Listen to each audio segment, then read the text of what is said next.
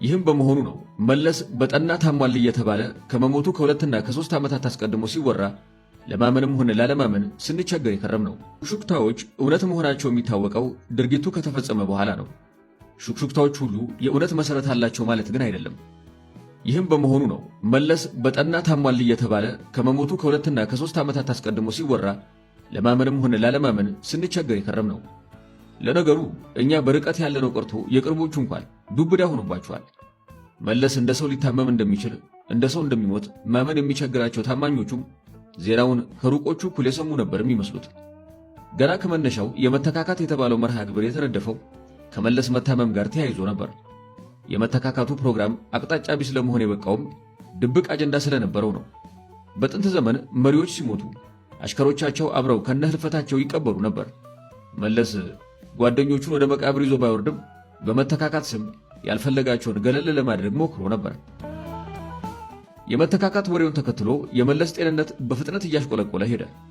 የጤንነቱ መበላሸት በውጭ ሀገራት ሚዲያዎች መነገር በጀመረ ሰሞን መለስ የፖለቲካ ቢሮ አባላቱን ሰብስቦ ታምሜያለሁ፣ ደክሞኛል፣ አሳርፉኝ ሲል ጠየቀ። ሌላ ሰው ይተካኝ የሚል ንግግር ካንደበቱ ሲሰማ የመጀመሪያው ነበር።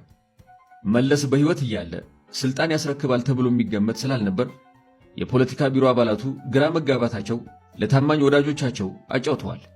ለነገሩ ከህወሓት መከፋፈል ወዲያ የኢህአዴግ የፖለቲካ ቢሮ ምስጢሮች ቀዳዳ በዝቶባቸው ነበር። ዕድሜው አጭር መሆኑን ለመለስ እቅጩን የነገሩት የቻይና ሐኪሞች ናቸው ይባላል። የያዘው በሽታ ካንሰር መሆኑንና በሕክምናም ቢሆን ዘለግ ያለ ጊዜ የመቆየት ዕድሉ በጣም ጠባብ መሆኑን እርግጠኛ ሆነው ነገሩት። ይህን ካወቀም በኋላ እንኳን መለስ የቀረው ዕድሜ በቀናት እስኪቆጠር ድረስ እንደ ጤነኛ ሰው ስራው ላይ ነበር። የውጭ ጉዞዎችን ሲያደርግ፣ በስብሰባ ሲገኝና ተረጋግቶ እንግዶችን ሲቀበል ምድርን ሊሰናበት ቀጠሮ የተቆረጠለት ሰው አልመሰለም። ከኖረበት መስሪያ ቤት የዝውውር ደብዳቤ የደረሰው እንኳን አይመስልም ነበር።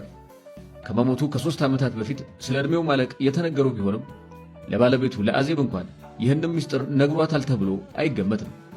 የቅርብ ሰዎቻቸው ሲናገሩ እንደሰማሁት አዜብ ጉዷ የተነገራት ባልተለመደ ሁኔታ አልፎ አልፎ አልጋ ላይ መዋል ሲጀምር ነበር።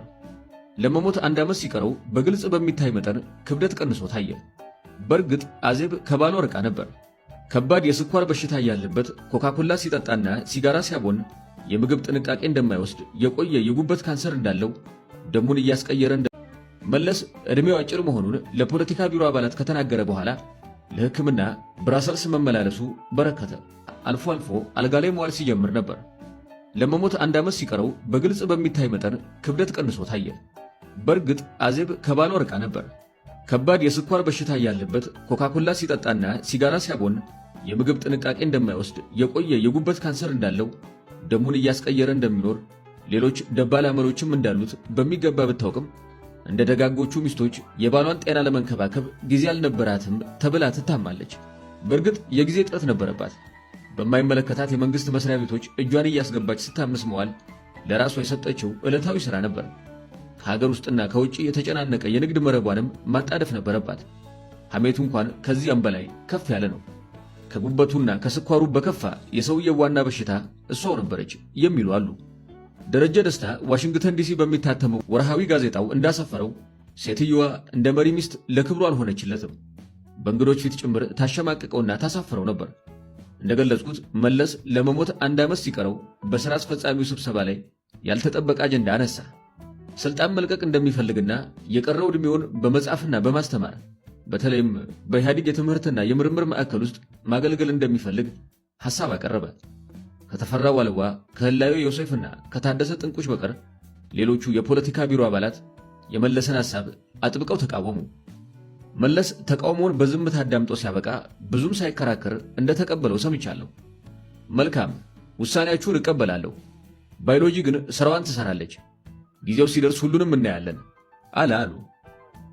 ይህን ስሰማ አንዳንድ ነገሮች አሰብኩ። አንድም መለስ በዚያን ወቅት ከነተፈራ ዋልዋ ቡድን ባልተለመደ ሁኔታ ከፍተኛ ግፊትና መዳፈር ሲሰነዘርበት ስለነበር በሥራ አስፈጻሚ ውስጥ ያለውን ድጋፍ ለመፈተን ወዳጅና ጠላቱን ለመለየት ሊሆን ይችላል ብዬ አሰብኩኝ። በሌላ በኩል መለስ የሚለው እውነት ከሆነ ከበድ ያለ የጤና ችግር አጋጥሞታል ማለት ነው የሚል ብዥታ ውስጥ ገባው። ምናልባት እንደተለመደው ተቃዋሚዎቹን ለማዘናጋትና ለማጃጃል የለቀቁት ወሬ ሊሆን እንደሚችል መጠርጠሬም አልቀረም። በዚያም ተባለ በዚህ በ18 ወራት ጊዜ ውስጥ እውነቱን አወቅ ነው። መለስ የምር ታሞ ኑሯል። እንደ ጸጉሯ ውሻ አለ እየተባለ ወደማይቀረው ጥቁር ሀገር ነጎደ። ዛሬ የመለስ ውርሶች እየተባሉ ከሚጠቀሱት መካከል አንዱ የመንግስት መስሪያ ቤቶች የአሰራር ማሻሻያ ፕሮግራም ሲቪል ሰርቪስ ሪፎርም ፕሮግራም በመባል የሚታወቀው ነው። በእርግጥ ፕሮግራሙ እንደተወራለት እየተሳካ አልነበረም።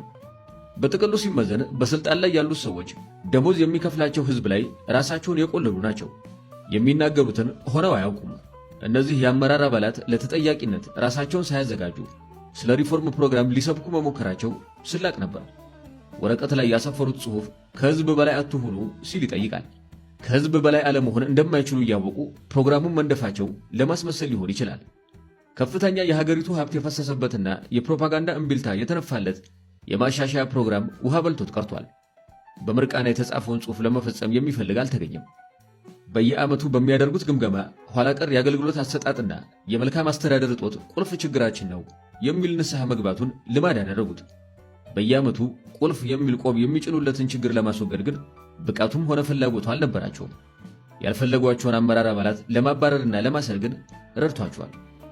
መለስ ዕድሜው አጭር መሆኑን ለፖለቲካ ቢሮ አባላት ከተናገረ በኋላ ለሕክምና ብራሰልስ መመላለሱ በረከተ። ደረቅ ዳቦ በውሃ እያራሰ ብቻ እንደሚመገብ ተሰማ። ገጽታው በማዲያት ተዥጎረጎረ። ቆዳው ነጥቶ አልቤኑ አስመሰለው። ይህም የሚወስደው መድኃኒት ውጤት መሆኑን የሕክምና ባለሙያዎች ጠቆሙ። መለስ ዜናዊ በመጨረሻዎቹ ወራት መራመድ እንኳን ይቸገር እንደነበር መረጃዎች ይጠቁማሉ። አንዳንድ ጊዜ በመራመድ ላይ ሳለ ሲንገዳገድ ይታይ ነበር። እንዲህ ሲያጋጥም በአካባቢው የሚገኘውን ማንኛውም ነገር እየያዘ ለጥቂት ደቂቃዎች አቀርቅሮ ይቆይ ነበር። በካምፕ ዴቪድ ከተካሄደው የጂኤት ስብሰባ ቀደም ብሎ መለስ በኡጋንዳው ፕሬዝዳንት በዩዌሪ ሙሶቬኒ በኩል ወደ ኢሳያስ አፈወርቂ መልእክት ስለመላኩ ወሬዎች ሾልከው ወጥተዋል። መለስ ወደ ኢሳያስ ከላካቸው ወደ 70 የሚጠጉ የእንነጋገር መልእክቶች የመጨረሻው ህመሙ በበረታበት ወቅት በሙሴቬኒ በኩል የላከው መልእክት ነበር። ኢሳያስ አልተቀበለውም። በአልጀርስ ስምምነትና በኮሚሽኑ ውሳኔ መሰረት ድንበሩን ከማካለል ባሻገር ንግግር ሊኖር እንደማይችል እንደገለጸለት ተሰማ። የኢትዮጵያ መንግስት መለስ ዜናዊ መሞቱን አምኖ ዜናውን ይፋ ያደረገው ነሐሴ 21 2012 ቢሆንም በትክክል የሞተው ግን